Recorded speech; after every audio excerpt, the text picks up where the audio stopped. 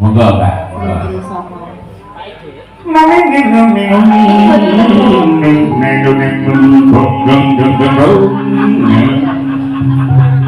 Dolope apa, Mas?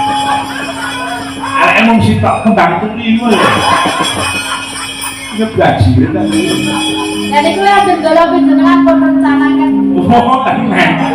Lagi teko dolope pulau nuwun jenengan. Mulane kok pas kosongan dolope jenengan tak tilap. Lang nggih, mriko malah Repoti. malah belum mulai nek kono. Maka jadi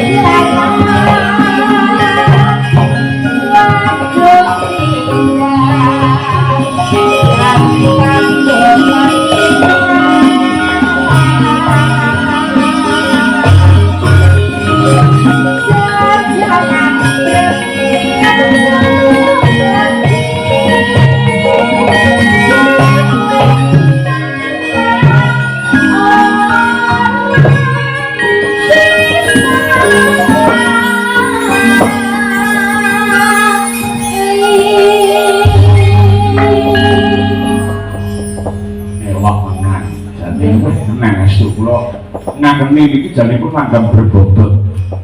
Niku piye maneh nyatane Pak E ra gelem nyerat iki lho. Cuman digawe Mbak tenan digawe buku. Nggih. Terus Bapak niku situasional menawi damel gending niku. Nggih. Dadi niki rikala garap tari Susilo Permati. Permati. Oh, Permati. Nggih niku isine ciblone ngelawau ngeten iki ngeten langgame termasuk niki wau. Nggih. Matur nuwun nggih Pak nggih. Sami-sami. Pokoke iki nyuwun pisan kas. Lah, kuwi monggo niki kok. Wonten Mbak Pamung aja. Oh, spek ngene. Kakek sing apik ya. Anggere aku mesti ramuni to. Nek kula manut mawon kula. Wis sakniki ngaten mawon. Terus sakniki kabeh niku padha-padha le nyengkuyung marang Mas Naryo sak keluarga, Mas Agung sak keluarga kabeh nggone mengerti 1000 dinane. Yo kaya ngopo? Bebarengan, nembang bebarengan. Nah, masalah tak siji-siji. Sak juta alhamdulillah. Ya kok udah sak juta. Dereng. Aku mampu kok. Kula ki mampu kok. Iya. Aku percaya nek kowe mampu wong karepmu Gunung Wilisan kok tuku. Matur nuwun sangat. Nyuwun suwe terus sama Mas. Wis tau wis terus sama program.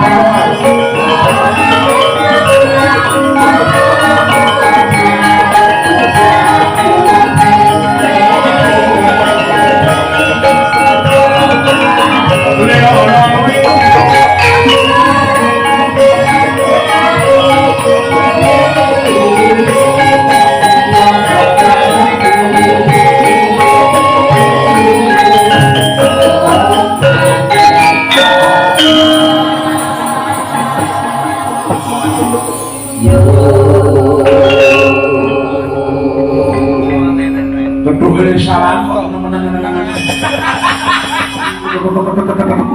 nanti nek bocah kuwi seneng ngabur gedhok kuwi ae.